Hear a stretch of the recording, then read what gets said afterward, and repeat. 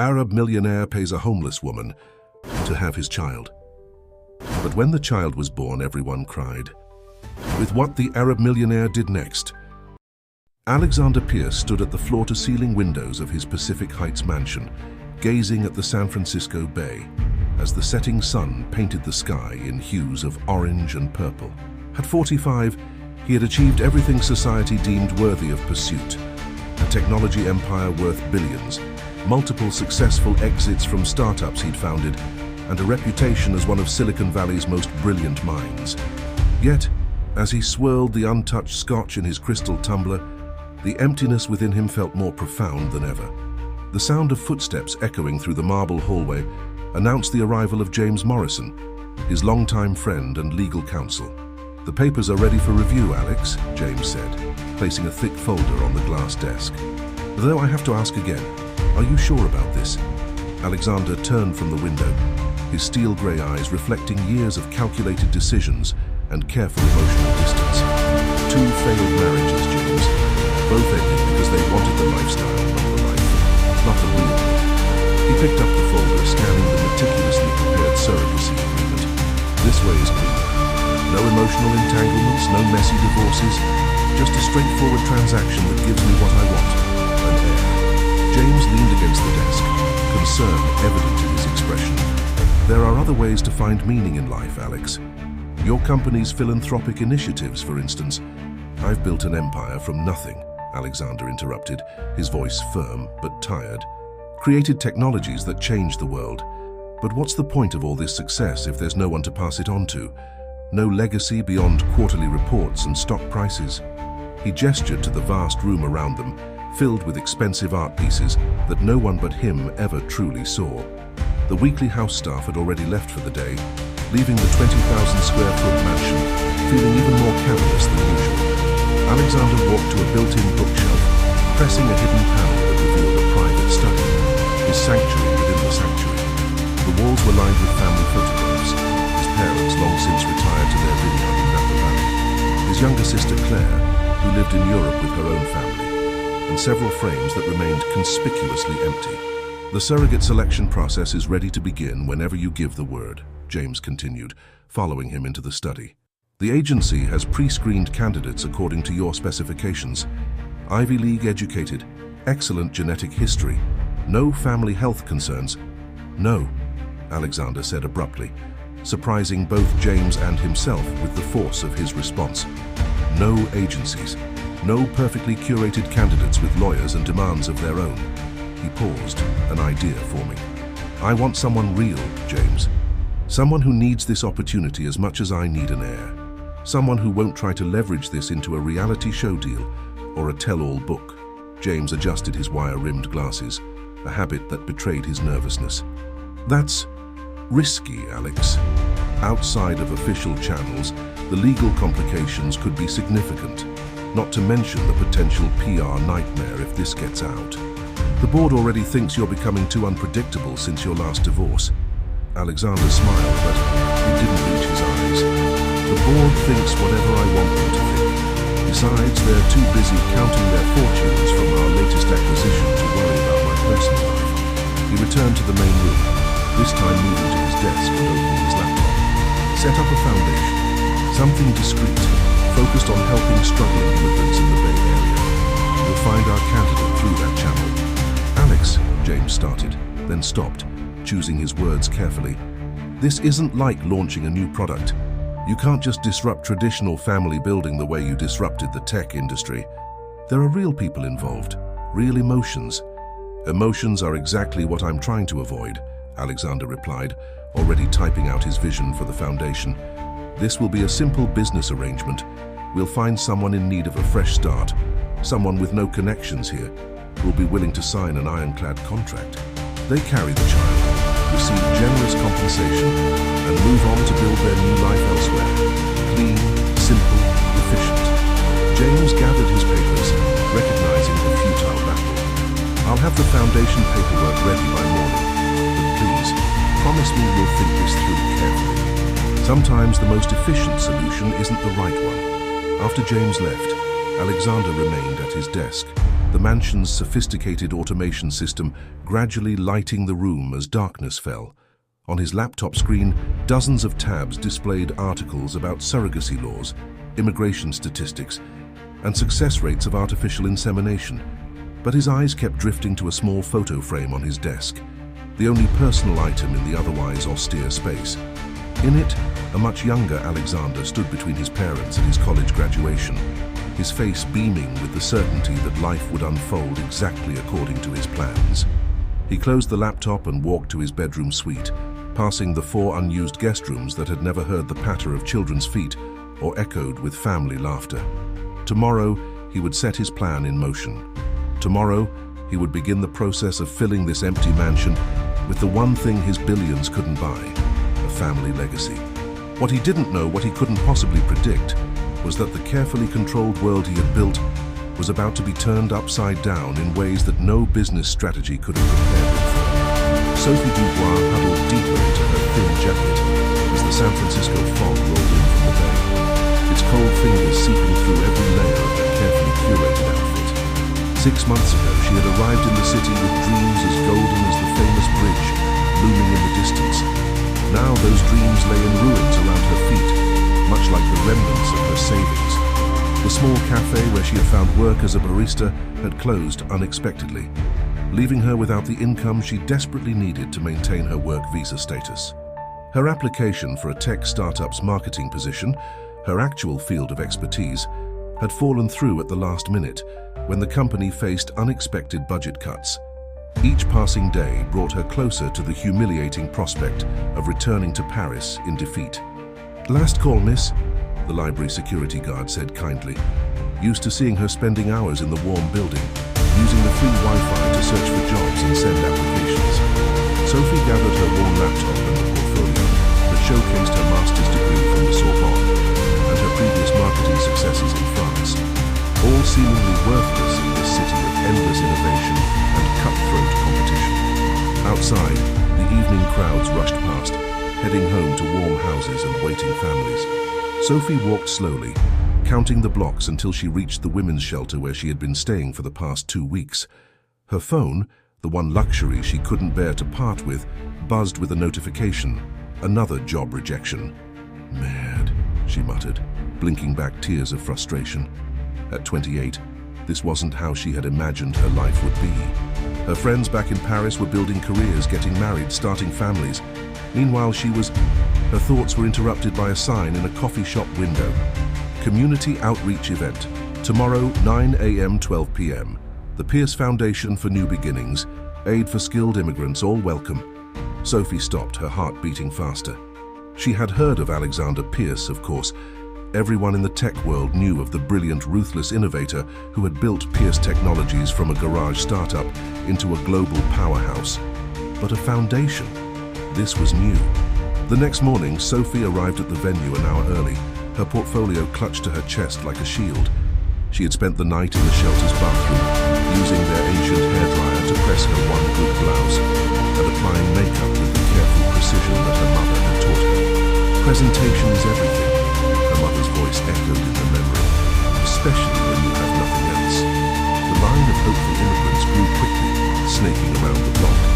Sophie chatted with those around her, a software engineer from India, a physician from Nigeria, a teacher from Chile. All of them carried the same look in their eyes, desperation masked by determination. Inside, the space had been transformed into a professional networking event. Tables staffed by foundation representatives offered everything from legal aid to job placement services. Sophie moved from station to station, her spirit lifting with each conversation. This wasn't just another empty promise. These people seemed genuinely interested in helping. She was discussing visa options with a legal advisor when a murmur ran through the crowd. Alexander Pierce himself had arrived, cutting an impressive figure in a perfectly tailored charcoal suit. He moved through the room with casual authority, occasionally stopping to speak with foundation staff or attendees. Sophie watched him from the corner of her eye, noting how his carefully maintained expression of polite interest never quite reached his eyes. There was something almost mechanical about his interactions, as if he were running on autopilot while his mind worked on more important problems. Then, as if sensing her observation, he turned and their eyes met across the room. For a brief moment, something flickered in his expression. Surprise, perhaps, or recognition of something familiar in her careful mask of composure. Sophie quickly looked away, her cheeks flushing. "Miss Dubois?" A Foundation staff member appeared at her elbow. "Mr. Pierce would like to speak with you about your application." Sophie's heart jumped to her throat. She hadn't even submitted an application yet. Following the staff member to a quiet corner of the room, she found herself face to face with Alexander Pierce, and a man she would later learn was James Morrison, his legal counsel. "Ms. Dubois," Alexander said, his voice deeper and warmer than she had expected. "Your background in marketing is impressive, but I'm more interested in understanding why you came to San Francisco. What were you hoping to find here?" The question caught her off guard. She had prepared for inquiries about her skills, her experience, her visa status, but this was different. Looking into his steel-grey eyes, Sophie made a split-second decision to abandon her carefully rehearsed responses. "Hope," she said simply. "A chance to prove that I could build something meaningful, something larger than myself." She gestured to the room around them. "Like this, what you've created here. It's not just about money or success. It's about impact, about changing lives." Something shifted in Alexander's expression, a crack in the perfectly maintained facade. Before he could respond, James stepped forward with a business card. "We'd like to discuss a unique opportunity with you, Ms. Dubois. Something rather different from what you might be expecting. Would you be available for a meeting tomorrow morning?" Sophie took the card, her fingers trembling slightly. "Yes, of course. Thank you." As she left the event, clutching the business card like a lifeline, Sophie had no way of knowing that she had just taken the first step toward an arrangement that would change not only her life, but the lives of everyone involved in ways none of them could have anticipated. The next morning's meeting would present her with a choice that would challenge everything she thought she knew about herself, about family, and about the true nature of hope. The conference room on the top floor of Pierce Technologies headquarters offered a panoramic view of San Francisco, but Sophie barely noticed it. Her attention was fixed on the contract before her, 30 pages of legal terminology that would effectively lease her body for the next year of her life. "The terms are generous," James Morrison explained, his tone professionally neutral. "Full medical coverage, a luxury apartment in Pacific Heights for the duration of the pregnancy, a monthly stipend for expenses, and upon successful delivery, $5 million. He paused, adjusting his glasses. "Tax-free." Sophie's fingers traced the edges of the paper, her mind racing. The amount was more money than she could have earned in several lifetimes of marketing work. Enough to start her own agency back in Paris, to buy a home, to never worry about financial security again. Yet something in her hesitated. "Why me?" she asked, looking directly at Alexander Pierce, who had been silently watching her from the head of the table. Surely there are thousands of women who would jump at this opportunity. Women with better medical histories, better genetics. "Because you have nothing to lose," Alexander interrupted, his voice matter of fact. "No family connections here, no social media presence, no complicated entanglements. And most importantly, you understand what it means to want to build something meaningful." He stood, walking to the window. "This isn't just about having a child. It's about legacy, about creating something that outlasts us." Sophie studied his reflection in the glass. "And after the birth, I just disappear. You'll be free to pursue whatever life you choose, wherever you choose," James interjected smoothly. "The contract includes a comprehensive non-disclosure agreement, of course. The children will never know." "Children?" Sophie's head snapped up. "The contract mentions only one child." Alexander turned from the window, a slight smile playing at the corners of his mouth. "Multiple embryos increase the chances of success. If more than one implants, we're prepared for that possibility. The compensation increases accordingly." Sophie stood, needing to move to think. The apartment where the meeting was taking place was immaculate, obviously unused. A staging area rather than a lived-in space. Like everything else in Alexander Pierce's world, it was perfectly controlled, perfectly arranged. And now he wanted to add a baby to this sterile environment. "What about the child's emotional needs?" she asked. "Children need more than just financial security. They need warmth, love, connection. I had an excellent childhood myself," Alexander cut in, an edge of defensiveness in his tone. "I was raised with every advantage, every opportunity. My child will have the same. But you weren't raised by a single father who views children as a business transaction," Sophie said quietly, instantly regretting her boldness when she saw Alexander's expression harden. Instead of the angry response she expected, however, he surprised her by laughing, a genuine sound that seemed to startle even him.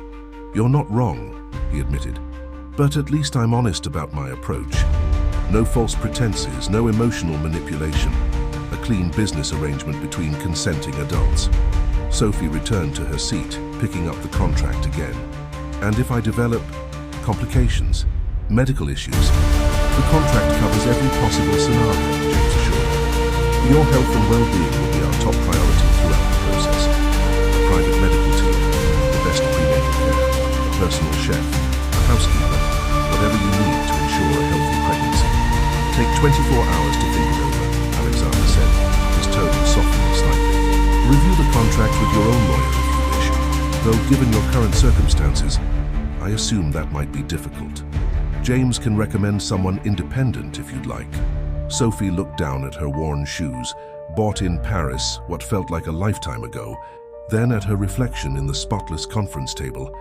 The woman looking back at her seemed both familiar and strange, someone on the cusp of a decision that would irreversibly change her life. "I don't need 24 hours, she said finally, reaching for the pen James had placed beside the contract. "But I have one condition of my own to add." Alexander raised an eyebrow, exchanging a glance with James. "Which is, I want to be involved in setting up the nursery," Sophie said firmly. "If I'm going to do this, I want to know that this child, or children, will have at least one room in this perfect world of yours that feels like a real home." A long moment of silence followed her request. Sophie held her breath, watching Alexander's face for any reaction. Finally, he nodded slowly. "Acceptable." James added to the contract. As Sophie signed her name on the dotted line, she felt a strange mix of relief and apprehension. She had just signed away the next year of her life, had just agreed to bear a child for a man who treated pregnancy like a corporate merger. Yet somehow in that sterile conference room high above San Francisco, she felt something else too, a tiny spark of hope that maybe, just maybe, she could bring something genuine and warm into Alexander Pierce's carefully controlled world. What she didn't know then was how that small condition, the right to create a nursery, would become the first crack in the perfect facade of their business arrangement, the first step towards something neither of them had planned for. The fertility clinic waiting room epitomized discreet luxury with its muted colors and expensive artwork. Sophie sat perfectly still, her hands folded in her lap, trying to project a calm she didn't feel. Across the room, Alexander Pierce was engaged in what appeared to be an intense business call, his voice too low to make out the words. 3 weeks had passed since the signing of the contract. 3 weeks of medical screenings, hormone treatments, and carefully timed procedures. 3 weeks of living in a beautiful apartment that didn't feel like home. Of awkward interactions with Alexander during mandatory medical appointments. Of trying to convince herself that this was just another business transaction. "Ms. Dubois? Mr. Pierce?" The nurse's voice cut through Sophie's thoughts. "Dr. Chen will see you now." They followed her to a consultation room where Dr. Chen, a woman with kind eyes and an air of quiet competence, was studying a computer screen. She looked up as they entered, and Sophie immediately noticed something different in her expression. "Please, sit down," Dr. Chen said, gesturing to the chairs in front of her desk. "I have some news that might take you both by surprise." Alexander immediately tensed, his hand gripping the armrest of his chair. "Is there a problem?" "Not a problem, exactly," Dr. Chen said carefully, "but definitely an unexpected development." She turned her monitor so they could see the ultrasound image.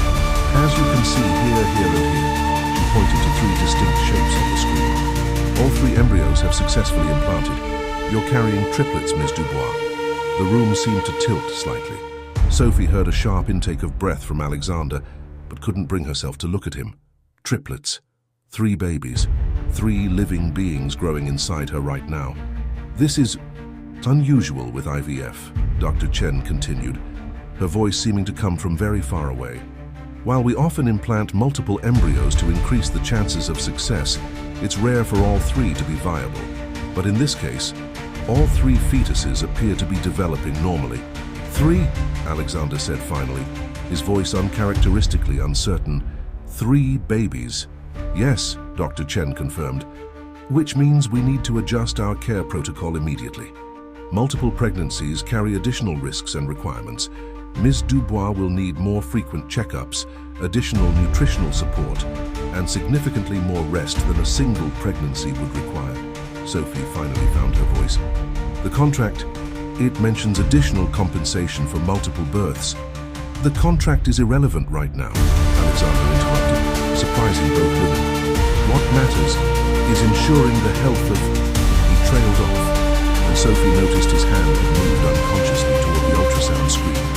Doctor, Chen spent the next 30 minutes outlining the new care protocol, the additional medications, the dietary requirements, the activity restrictions. Sophie tried to focus, to take notes on her phone, but her mind kept returning to the image on the screen. 3 tiny lives already defying the carefully calculated odds, already throwing Alexander Pierce's perfect plan into disarray. In the elevator after the appointment, neither of them spoke. Sophie could almost hear Alexander's mind working, probably already calculating the logistical implications of triplets instead of the single heir he had planned for. The apartment will need to be modified, he said finally, staring straight ahead at the elevator doors. The nursery plans will need to be completely revised, and you'll need additional support staff. He paused, then added awkwardly, "How are you feeling?" The question caught Sophie off guard. It was the first time he had asked about her personal well-being since the contract signed. Overwhelmed, she admitted honestly. 3 babies. It's not what I expected when I signed that contract. Alexander nodded slowly. Life rarely follows our carefully laid plans. For a moment, he seemed about to say something else, but then the elevator doors opened to the parking garage where his driver was waiting. "I'll have James revise the support staff arrangements," he said, returning to his businesslike tone. "And I'll clear my schedule for the nursery planning meetings. Given the new circumstances, we should probably begin those sooner rather than later." As Sophie watched his car pull away, one hand rested unconsciously on her still flat stomach. 3 babies. 3 new lives that would bind her to Alexander Pierce in ways neither of them had anticipated. The carefully constructed walls between surrogate and intended parent, between business arrangement and personal involvement, were about to be tested in ways that no contract could have prepared for. What neither of them realized yet was that those 3 unexpected heartbeats would become the catalyst for changes that would reshape not just their carefully planned arrangement, but their fundamental understanding of what it means to create a family. The nursery planning session had stretched well into its 3rd hour, and Sophie's back was beginning to protest, from sitting on the floor surrounded by fabric swatches and paint samples. What had started as a formal meeting with an interior designer had evolved into something unexpectedly intimate after Alexander dismissed the professional, claiming her ideas were too trendy and impersonal. "The green is too artificial," Alexander said, holding up a paint sample to the late afternoon light streaming through the windows. He sat cross-legged on the floor beside Sophie, his suit jacket discarded, sleeves rolled up, a sight that would have shocked his board of directors. "We need something softer, more natural." Sophie hid a smile, remembering his initial insistence that the nursery planning could be handled in a single efficient meeting. "What about this one?" She held up a soft sage color. "It's gentle but not too sweet, and it works for any gender combination." Alexander took the sample, their fingers brushing briefly. "It reminds me of the walls in my grandmother's sunroom," he said softly, then seemed surprised by his own admission. "I used to spend hours there as a child, reading while she tended to her plants." "Tell me about her," Sophie said carefully, aware that this was the first personal detail he had voluntarily shared. The past few weeks had been filled with medical appointments and practical discussions, but moments of genuine connection had been rare. Alexander was quiet for so long that Sophie thought he wouldn't answer. Then, "She was the only person who never had any expectations of me," he said finally. "Everyone else, my parents, my teachers, later my investors, they all wanted something. Success, achievement, returns on their investment. But in her sunroom, I was just Alex." Sophie nodded, understanding more about him in that moment than she had in all their previous interactions. That's what every child needs, she said gently. A place where they can just be themselves. Alexander's eyes met hers, something vulnerable flickering in their depths. I've been approaching this all wrong, haven't I? Treating it like another project to be managed, another goal to be achieved. You're trying to create a legacy, Sophie acknowledged. That's not wrong, but maybe there's room for both. The structure you want to provide and the warmth these babies will need.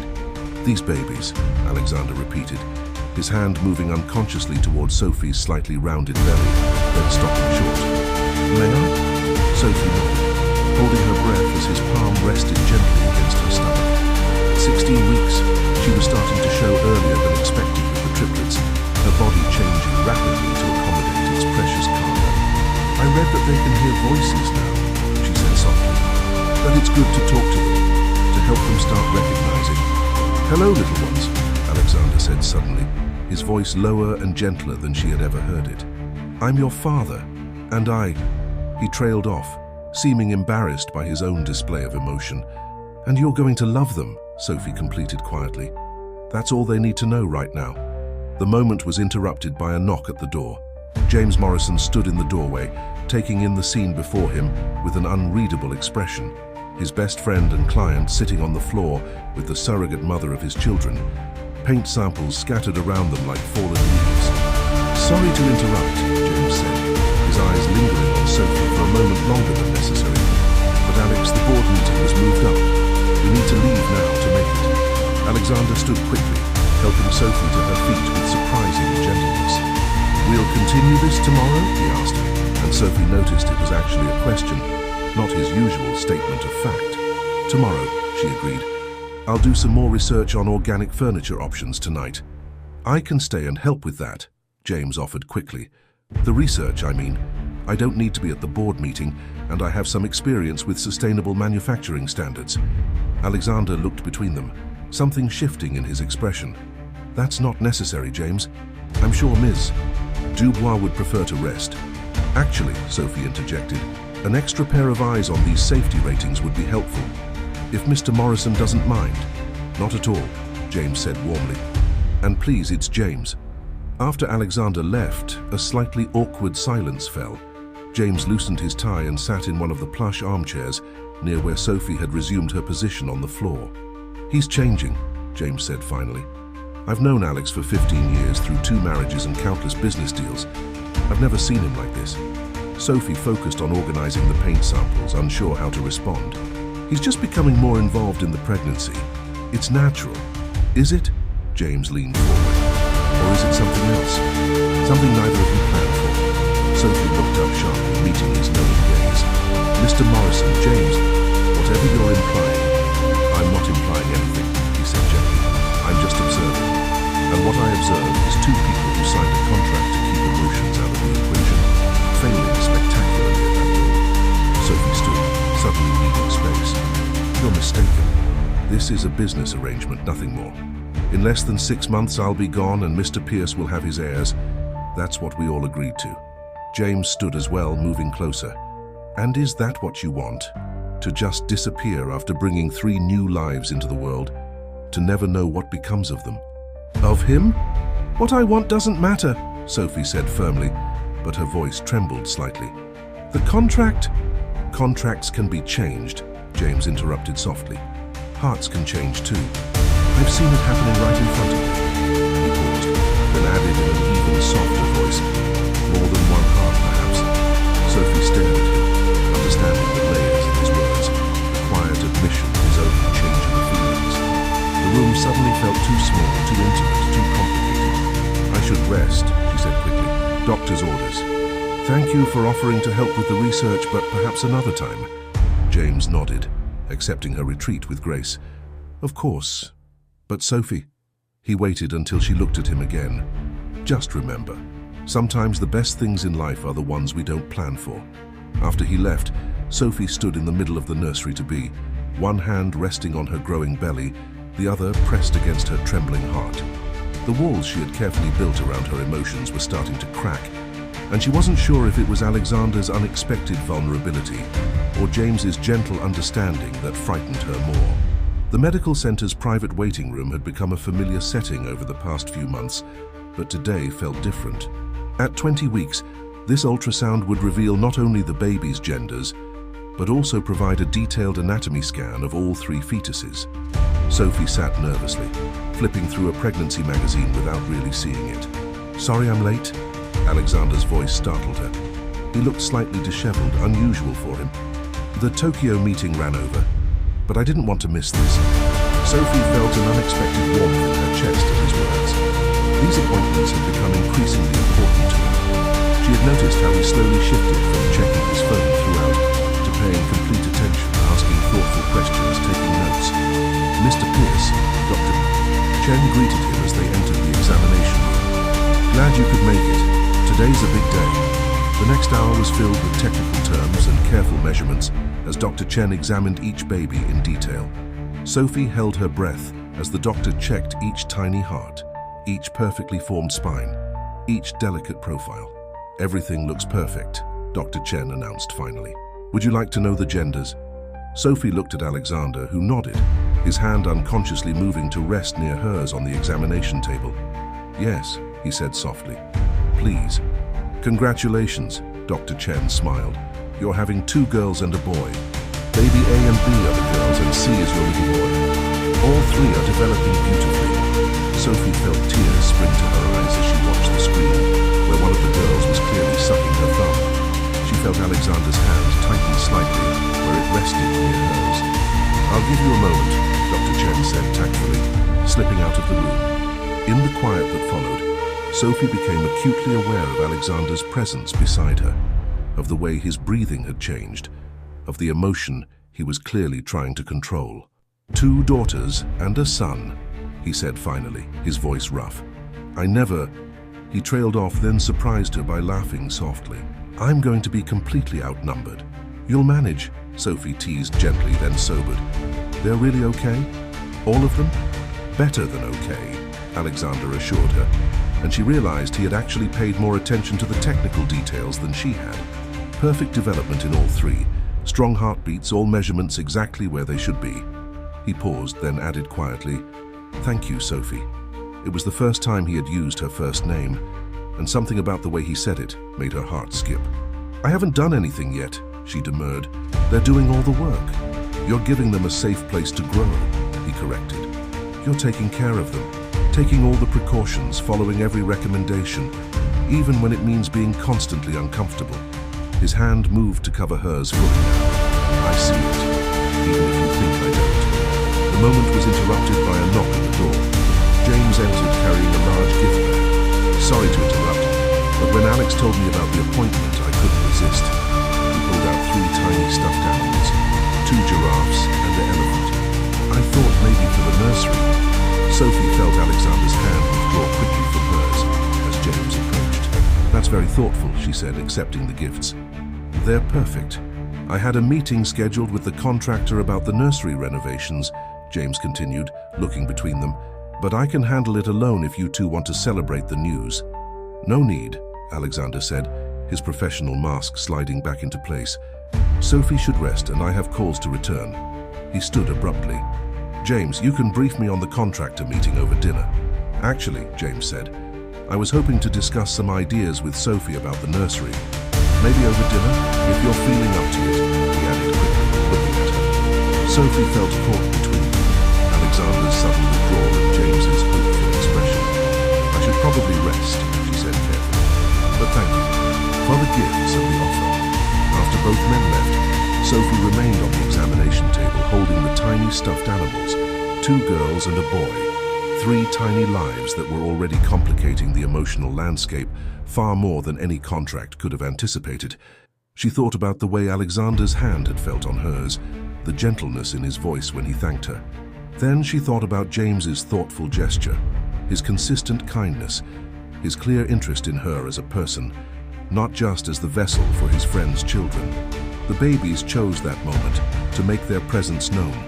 A flutter of movement that Dr. Chen had said would soon become much stronger. Sophie placed both hands on her growing belly, closing her eyes. "What am I going to do?" she whispered to her unexpected passengers. This wasn't supposed to be complicated. This wasn't supposed to involve feelings at all.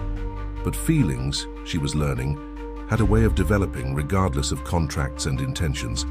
The question was, whose feelings were genuine and whose were simply a product of the intimate circumstances they found themselves in? More importantly, would any of it matter in a few months when she was supposed to walk away from all of them forever?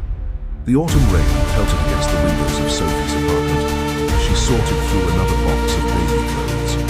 At 28 weeks, her belly had grown considerably, making simple tasks increasingly challenging. The three babies were active, especially in the evenings, their movements a constant reminder of the countdown ticking away. "These are beautiful," Elena, her newly hired personal assistant, commented as she helped fold tiny onesies. "Mr. Pierce certainly isn't sparing any expense." "Actually, these came from James," Sophie admitted, smoothing her hand over a soft, organic cotton sleeper. "He's been very attentive." Eleanor gave her a knowing look. "So I've noticed. 3 deliveries this week alone. The flowers yesterday were gorgeous." Before Sophie could respond, the apartment's security system announced Alexander's arrival. He entered the living room, his usual composed appearance slightly disrupted by the rain, holding what appeared to be building plans. "I hope I'm not interrupting," he said, his eyes taking in the scene and the obvious gifts from James. "Eleanor, could you give us a moment?" Once they were alone, Alexander unrolled the plans on the coffee table. The contractor suggested some modifications to the nursery layout. "I wanted to get your opinion before approving them." Sophie tried to stand to look at the plans, struggling slightly with her expanded midsection. Without comment, Alexander offered his hand, supporting her as she got to her feet. The casual touch sent an unexpected shiver through her. "The changes look good," she said quickly, focusing on the plans.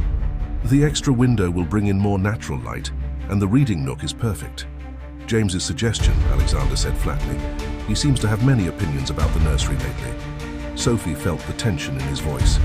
"He's been very helpful," she said carefully, "especially with researching safety regulations and—" "Is he pursuing you?"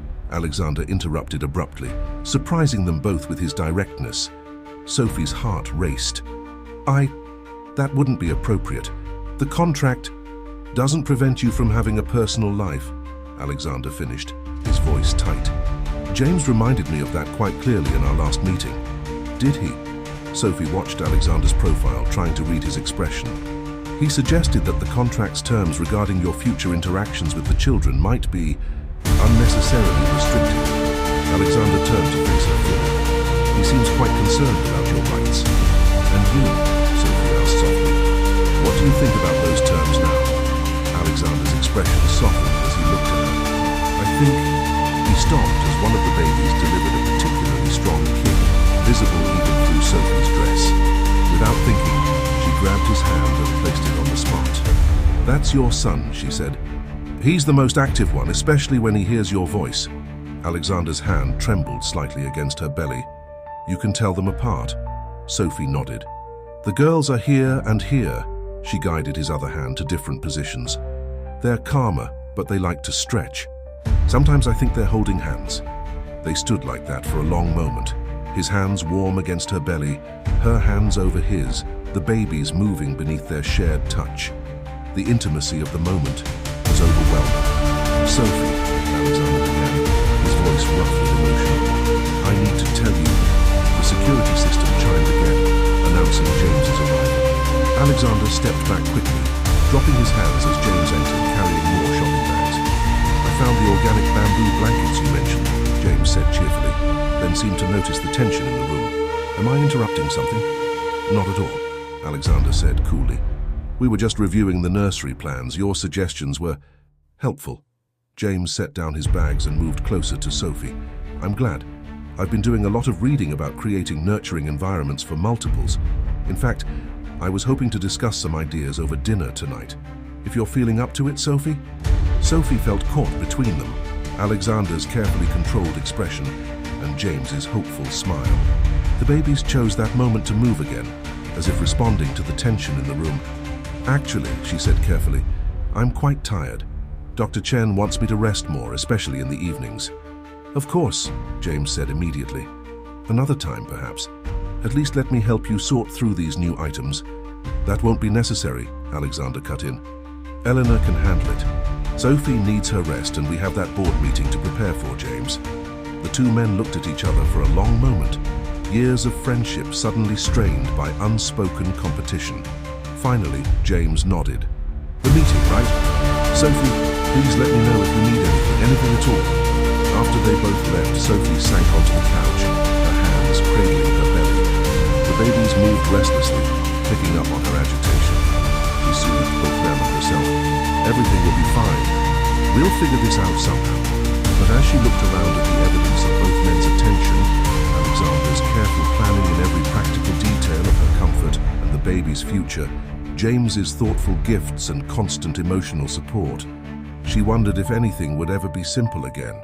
What had started as a straightforward business arrangement had evolved into something far more complex, with 3 hearts at stake, not counting the 3 tiny ones growing beneath her own, and time was running out to decide what, if anything, she could do about it. The hospital's private wing was quiet except for the steady beeping of monitors. At 32 weeks, what should have been a routine checkup had turned into an emergency, when Sophie's blood pressure suddenly spiked.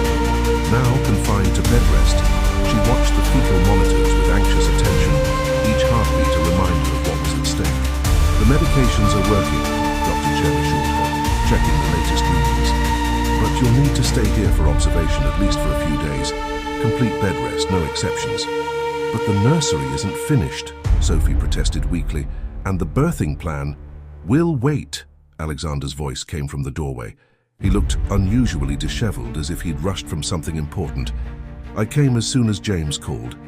Why didn't you tell me you weren't feeling well this morning? I didn't want to worry you, Sophie said softly. You had that important merger meeting. Nothing is more important than this, Alexander interrupted, surprising them both with his vehemence.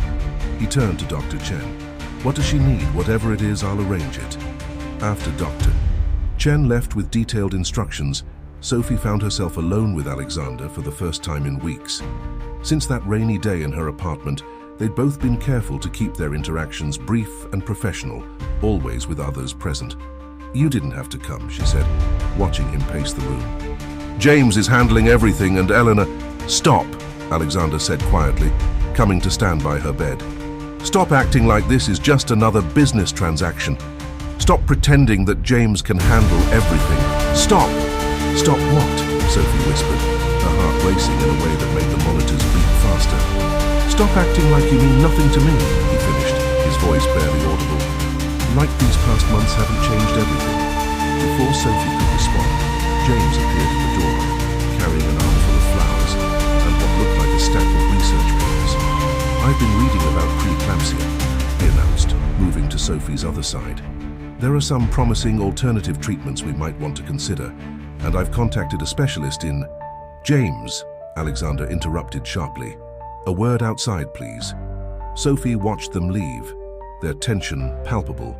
Through the glass walls of her room, she could see them arguing in the hallway. Alexander gesturing forcefully, James standing his ground with unusual defiance. When they returned, James spoke first. Sophie, I know this isn't the best time, but there's something I need to say. He glanced at Alexander, who had gone very still. These past months, watching you prepare to bring these children into the world, seeing your strength and grace under pressure, I've fallen in love with you. The monitors betrayed Sophie's shock as her heart rate jumped. James, let me finish, he said gently. I know the contract complicates things. I know the timing is terrible, but I want you to know that you have options. That there's a future possible where you don't have to walk away from these babies, or from love. That's enough, Alexander said, his voice dangerously quiet. You're upsetting her, and in her condition— Her condition? James challenged. You mean carrying your children? The children you plan to separate her from as soon as they were born? The children she's grown to love, just as she— James, please, Sophie interrupted, seeing the color drain from Alexander's face. This isn't the time or place. When is the time? James asked softly. After the babies are born? After you've signed them away? After he's shipped you off to another country with nothing but a check and memories? Get out! Alexander's voice was barely controlled. Now. After James left, a heavy silence fell. The monitors continued their steady rhythm. but Sophie could feel her heart racing beneath their clinical beeping. "He's right about one thing," she finally said, her voice trembling. "I do love them. I didn't mean to, but I do." Alexander moved closer, taking her hand in both of his. "I know," he said softly. "I see it in every decision you make, every precaution you take, every time you talk to them. I don't know if I can walk away," she admitted, tears spilling down her cheeks. "I don't know if I can sign that final paper and just disappear." Alexander's hands tightened on hers. "Sophie, But whatever he was about to say was interrupted by a sudden flurry of activity as nurses rushed in, responding to changes in the monitors that Sophie hadn't even noticed. In the chaos that followed, blood pressure checks, medication adjustments, stern warnings about staying calm, the moment was lost. Later that night, alone in her hospital room, Sophie lay awake watching the monitors. 3 strong heartbeats, a son and 2 daughters who had already claimed her heart completely. 2 men each offering a different kind of future. And somewhere in the middle, her own heart, trying to find its way through a situation that no contract could have prepared her for. The babies moved restlessly, as if sensing her turmoil. "I know," she whispered to them. "Nothing is simple anymore, is it?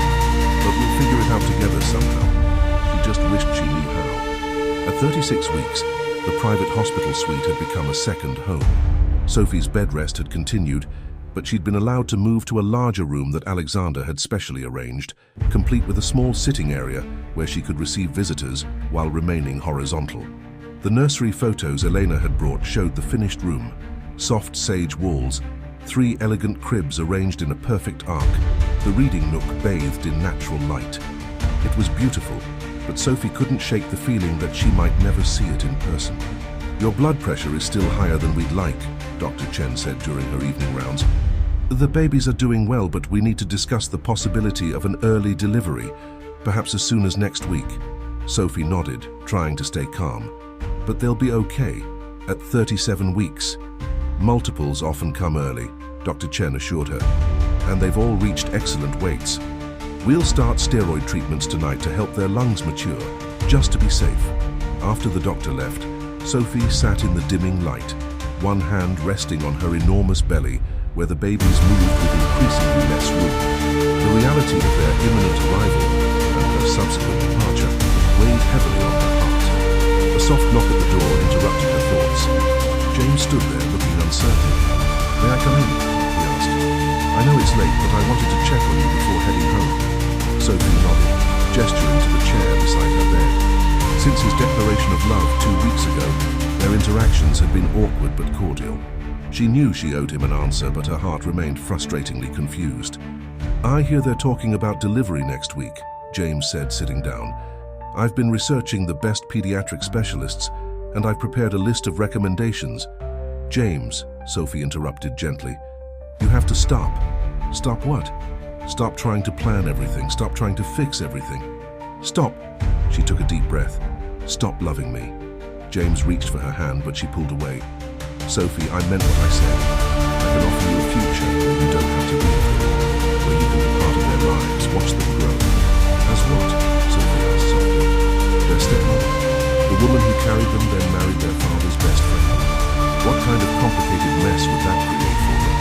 Better than growing up without you at all," James argued. "Better than wondering why the woman who carried them for 9 months just disappeared. I've seen how Alex's parents, everything managed, scheduled, controlled. These children need your warmth, your heart." "And what about Alexander's heart?" Sophie asked quietly. "Have you thought about what this would do to him?" James sat back, studying her face. "You're in love with him," he said finally. It wasn't a question. Sophie felt tears spill down her cheeks. "I don't know when it happened. I tried so hard not to let it happen.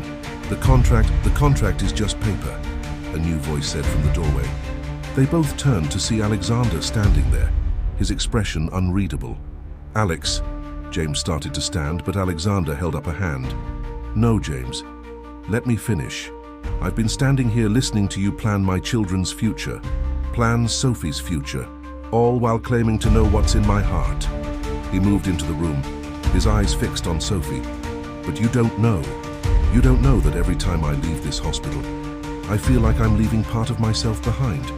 You don't know that I haven't slept properly in weeks, terrified something will happen and I won't be here. You don't know that the thought of Sophie walking away after the births," his voice broke slightly, "is slowly destroying me." The room fell silent except for the steady beating of monitors. Sophie's heart raced as Alexander moved closer to her bed. "The contract was a mistake," he continued, his voice rough with emotion. "Not the babies, never them. But thinking I could keep emotions out of this, thinking I could treat the creation of my family like a business deal, I was wrong." "Alex," James tried again, but Alexander wasn't finished. "I love her, James." The words fell into the room like stones into still water.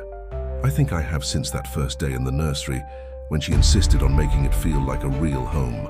Since she started telling me which baby was kicking, since she began reading to them every night, since—" He trailed off, looking at Sophie with naked vulnerability. "Since she showed me what it really means to create a family." Sophie's vision blurred with tears as Alexander took her hand. "I don't want you to disappear," he said softly. "I don't want you to be just a memory these children never get to know. I don't want to raise them alone in that big empty house, trying to give them the warmth that comes so naturally to you." James stood slowly. "I should go," he said quietly. I think I've known all along, really. The way you look at each other, the way you both light up when talking about the babies. I just didn't want to see it." "James," Sophie called as he reached the door, "you're going to be an amazing godfather." He turned back, a sad smile on his face. "Yeah? Well, someone has to keep these two honest about bedtimes and sugar intake." He looked at Alexander. "Don't mess this up, Alex. They deserve the real thing, not just another perfectly managed arrangement."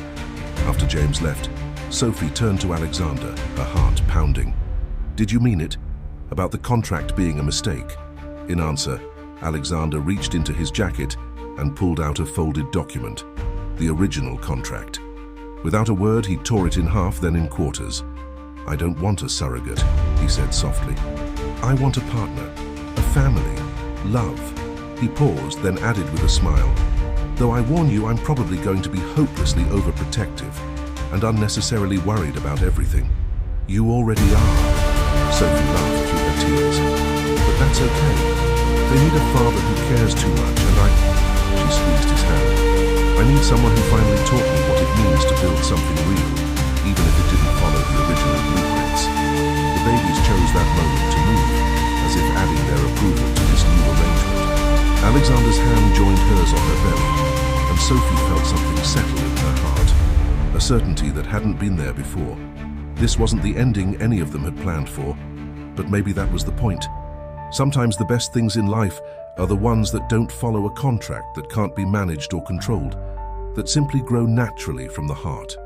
The sunrise painted San Francisco in shades of gold as Sophie was wheeled into the delivery room, exactly 37 weeks into a journey that had transformed everything.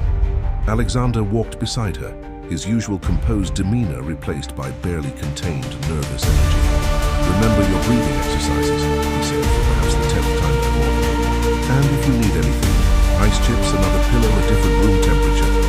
"Alexander," Sophie interrupted with a smile, "I need you to breathe too."